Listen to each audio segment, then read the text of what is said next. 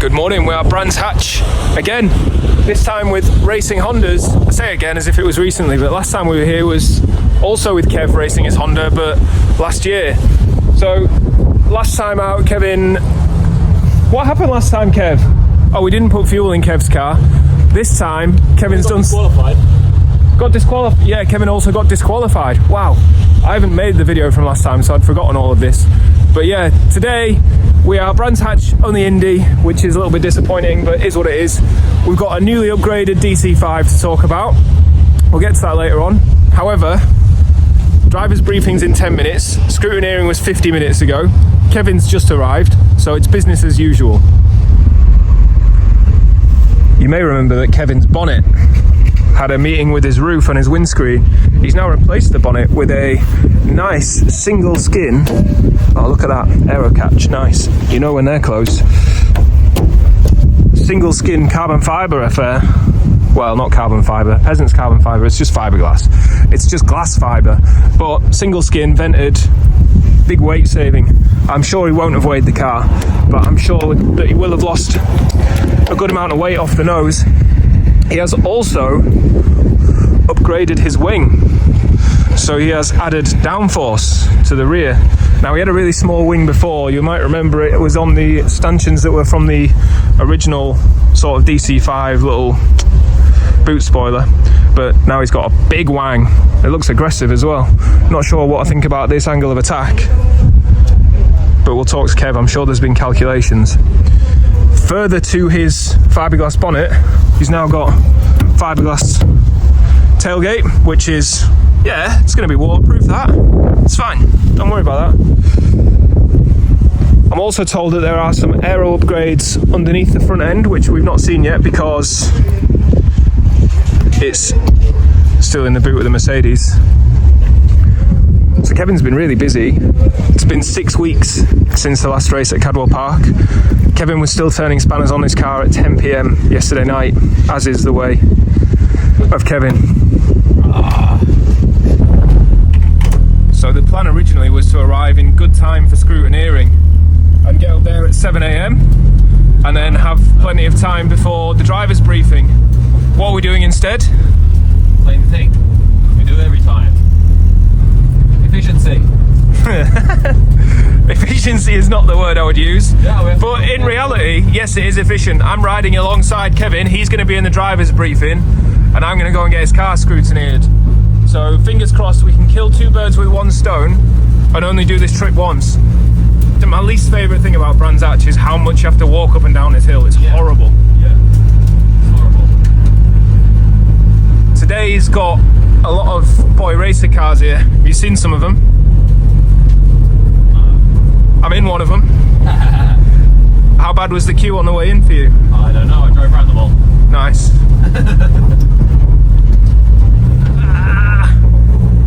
Kevving, the passenger doesn't have a seat. Sorry. It has been raining this morning and overnight, but the circuit doesn't look too bad. Hondas are the first on circuit at around 10 AM. It's 25 past 8. We've got to perform a wheel alignment, as ever. We have now been scrutineered, so that's good. One thing ticked off. But looking like it's going to be a nice day, actually. Fingers crossed for more of this. Kevin sent me for breakfast, so I thought we'd try out this new table he's got on the back of his car. Brands Hatch have gone all continental on us. Look at that. French toast with berries and whatnot. Aye, I did. Call it eggy bread. Nah, they didn't call it eggy bread, they called it French toast. You call it eggy bread. I was going to correct someone, I was going to say, yeah, it's eggy bread that, mate. But then I looked at it, I was like, nah, it looks like French toast proper. With powdered sugar in it. Around 15 minutes before Kevin needs to be in the car and out for practice, we are setting camber and then we will alignment. But aside from that, we're good. I'm going to torque the wheels once we get it aligned and Kev's in his gear. And then Kev's going to go and drive in circles around there. Pull it back. As always, that was a last minute rush. We've got Kevin out. He's just leaving the assembly area now. As you can see, everybody else is out on track, but I think he's only 1 lap short. So this is a free practice session. It doesn't count for anything just yet, but it's good to see him out already. I hope the camera's working in the car for once.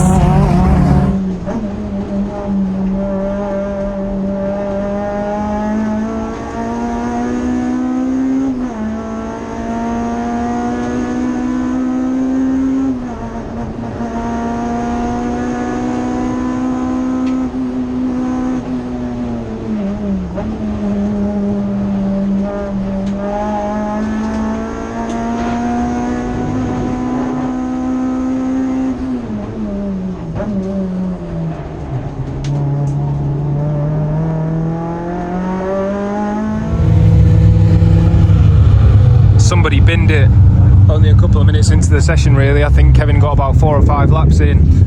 He is P2, but I don't think it's really an indicator of anybody's pace. The off was at the bottom of Paddock Hill. I saw the dust cloud, but don't know who's come off. I've just made it back to the pit area. The problem with Brands Hatches, it's about 4 miles that way where they release them, so I have to walk all the way back here. What you got there, Kev? Posh stuff. It's good, isn't it? They get bread. Oh, you not tried the bread yet? It's good. It's really good. Kevin said the car felt nice. Part of his array of upgrades is some spring rate changes. The car looked quite bouncy from where I was stood, but Kev said it felt good and it will probably feel even better when the grip is improved a little bit later on. So, a couple of little things for us to do. We've got to adjust the splitter. We'll probably check the alignment, put fuel in, close the bonnet and qualify.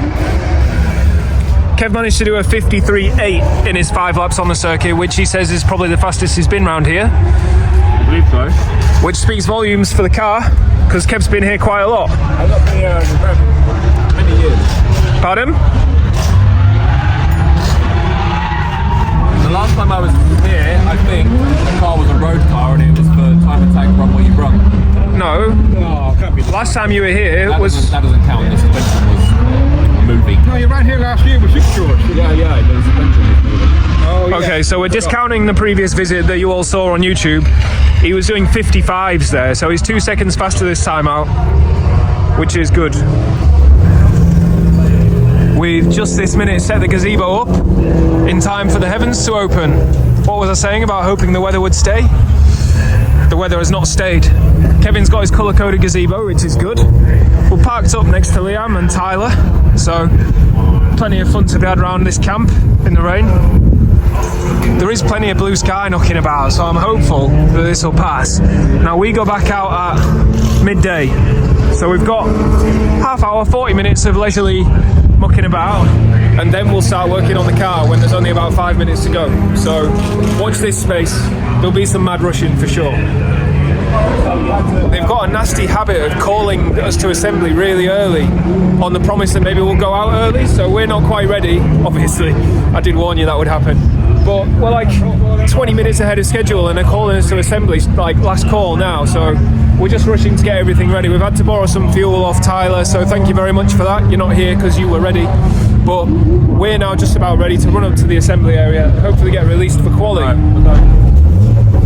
This weekend is some sort of car show, as they all have been so far, and as such the paddock is chock full of morons who don't understand that Kevin is late and their ankles are going to get fucking chopped by this splitter if they don't get out of the way sharpish. Ooh, bitch! Look at them. All of them. Morons. This one's in a wheelchair, so you can't be too mean. 2-man job to push that fucker up the hill.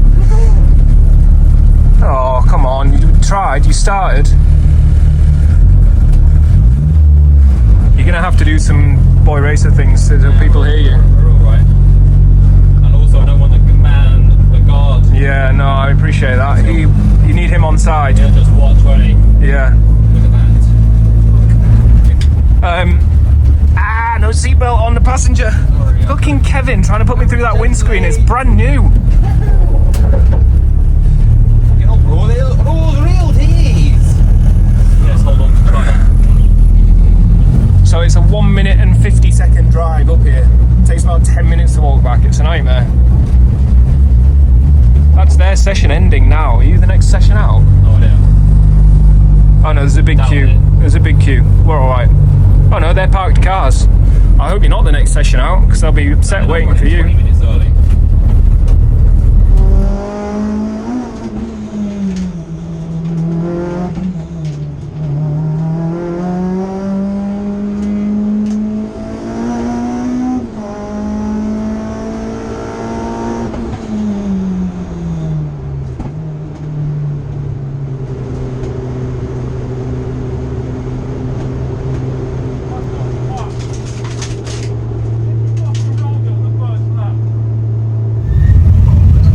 One lap down, red flag already. Kevin's in the pit lane. Who's gone off, Kev? You don't know? EP3 LPG controllers. Kev's just telling me someone's rolled over. Well, lap 1, turn 1.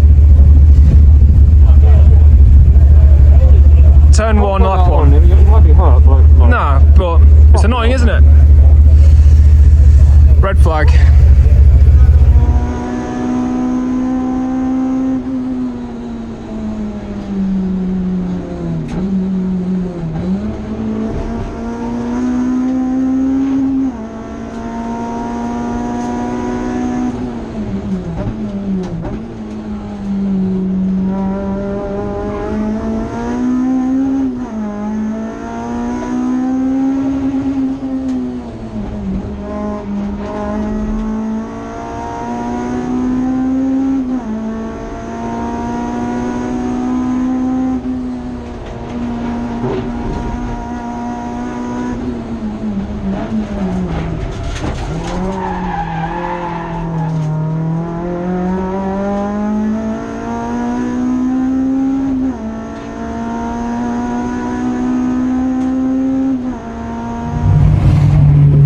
Quali is over. Kevin took a nice little trip into the grass. Not sure why, it looked really squirrely under braking. We'll ask him when we see him. I'm hopefully going to try and hitch a lift with him so I don't have to do that long walk. But he's qualified in P3, which he'll be really happy with. That is absolutely as good as we can hope to do. The guys in front, they've got about another 6-7 tenths on him, so the gap has closed significantly since Cadwell Park, and even more so since Anglesey. So Kevin a real contender this weekend. If those two get caught up scrapping like they usually do, then Kevin's in with a shot at battling with them. These look like fun. I'm not a drifting man, but can't help but think these look like really good fun.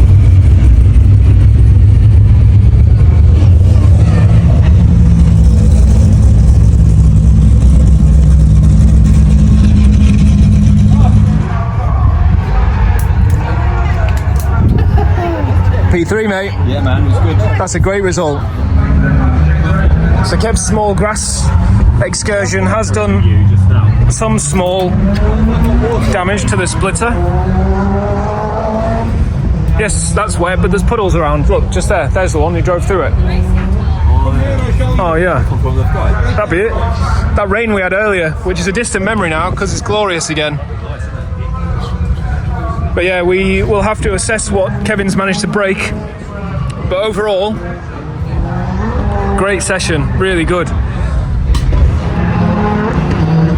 So the culprit of that small defect was just this bracket being bent. I did mention to Kevin earlier that these brackets are a little bit flimsy, and he said, yeah, it's on purpose, it's a frangible link. And it's done its franging and didn't damage the chassis and did just let the splitter move. So we've quickly and easily bent it back, and it should be back to optimal. We'll have to check the height and everything just to make sure it's not caused any issues, but that's now repaired.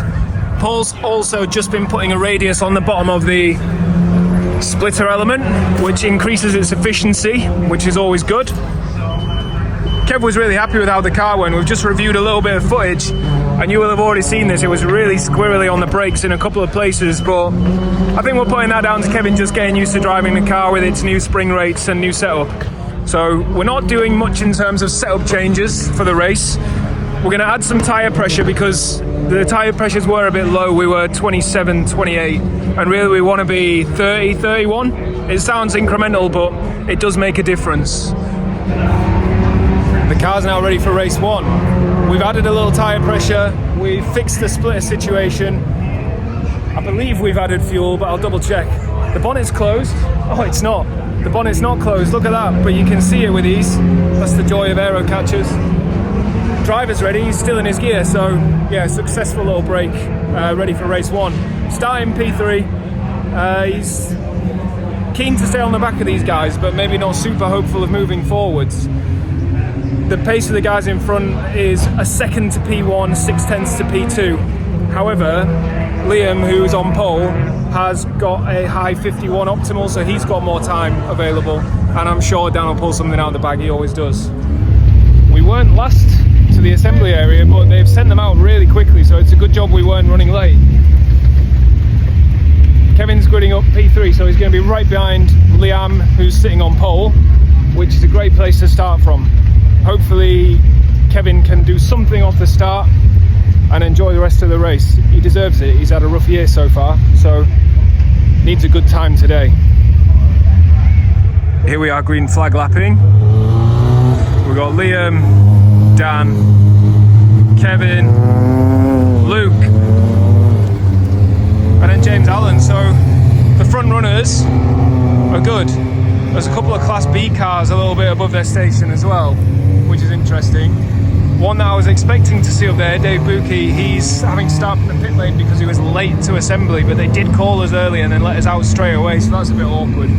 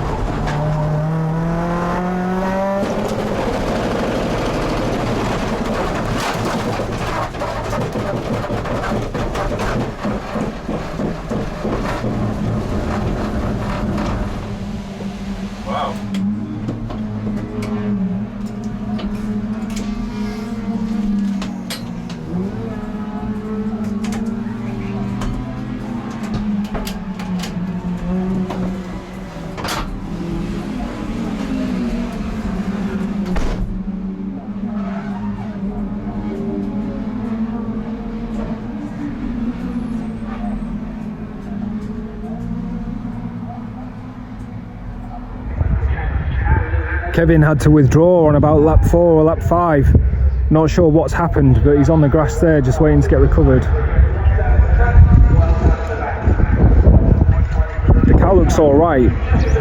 Can't see what the issue is from here, but it's obviously not capable of driving back under its own power. Can't see any problems from here. Damn. What a shame. What a shame.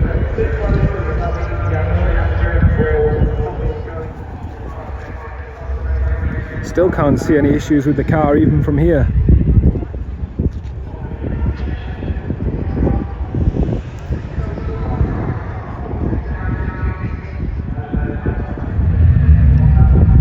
to get some chocks of wood and whatnot for his Stancy car to get back on the truck.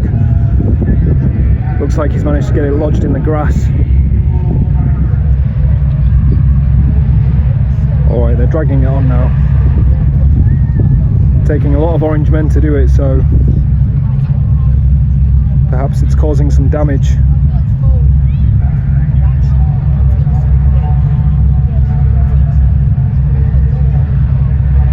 What's that?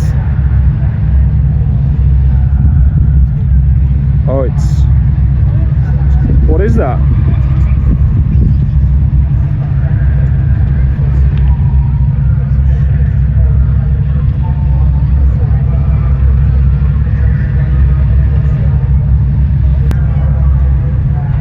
But it's on now, so we'll get back, see what's gone on.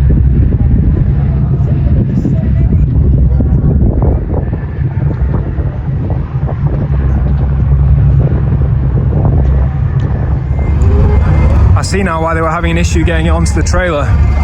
That front left is just completely collapsed. Oh shit! The brake has also detached itself from the hub. Wow. This looks like it was drastic.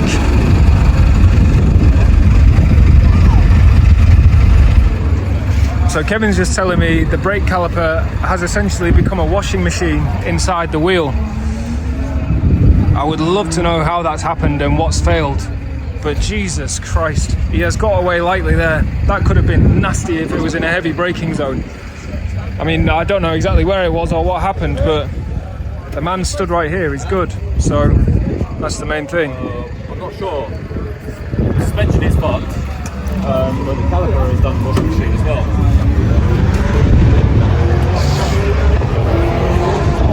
Yeah, it was on fire. Was the fire extinguisher precautionary or was there actual flames? No, there was fire. Damn, man. We're just trying to unload the car off the trailer and the front wheel is attempting to leave the chat.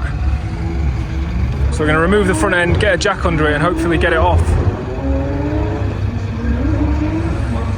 We had a tough time getting the splitter on before. I'm hoping it's easier to take off. You can get the splitter off now, it's all on the outside. Just pull that little bit down. That's going away.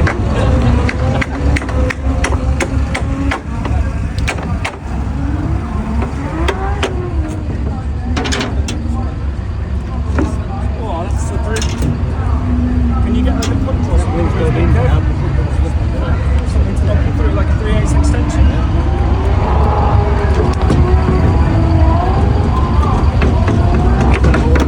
Careful, it's really slippy, careful. That's about as big, watch fingers. Oh, you broke it now. All that care on I'm going to put a jack under the front. Are they? Yeah, put the roof on.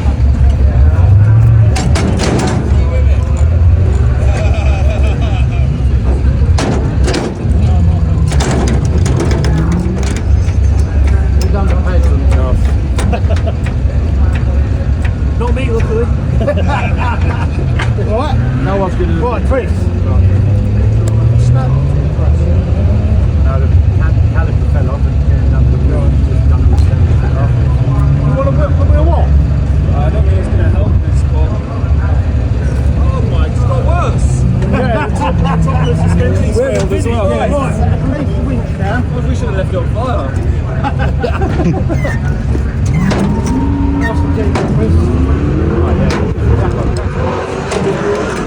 Yeah, fuck it, that'll do. Thanks.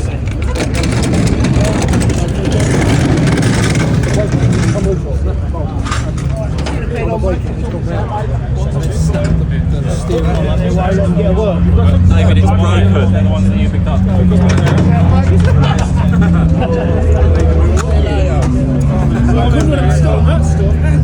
Yes, it was on here.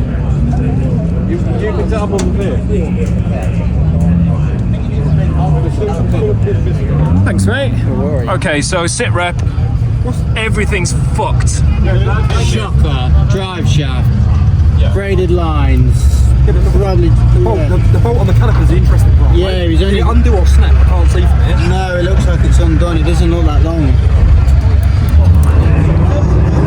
Well, this is a sorry sight. We're not 100% sure of what the cause of the issue is, but the effect is widespread chaos. So the suspension strut has snapped, the steering arm is bent, the CV joint is fucked, but most importantly, most prominently, the brake caliper has detached itself from the hub where it should be mounted. Its mounting bolt is intact. This one looks like it's backed out. Who knows? The carrier looks to be okay back there. I just don't know. I've no idea.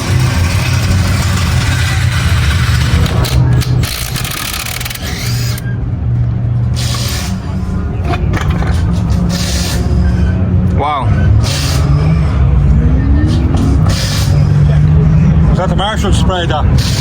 Yeah. The wheel doesn't look too badly damaged, does it, Kev? No.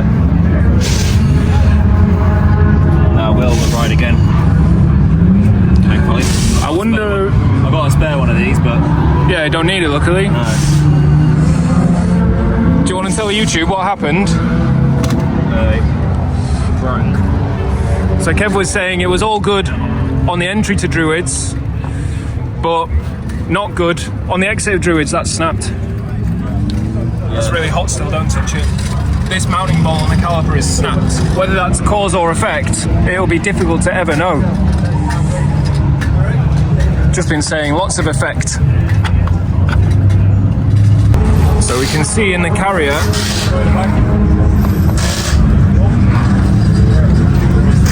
it looks like the threads are pulled out of the carrier, doesn't it?